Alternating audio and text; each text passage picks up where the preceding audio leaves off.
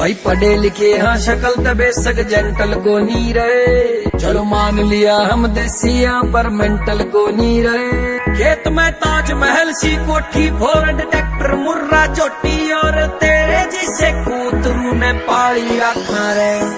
Z black शीशे गाड़ी काली रखा रे।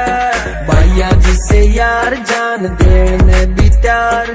एक बिना बंदा अपा जाली रखा रे।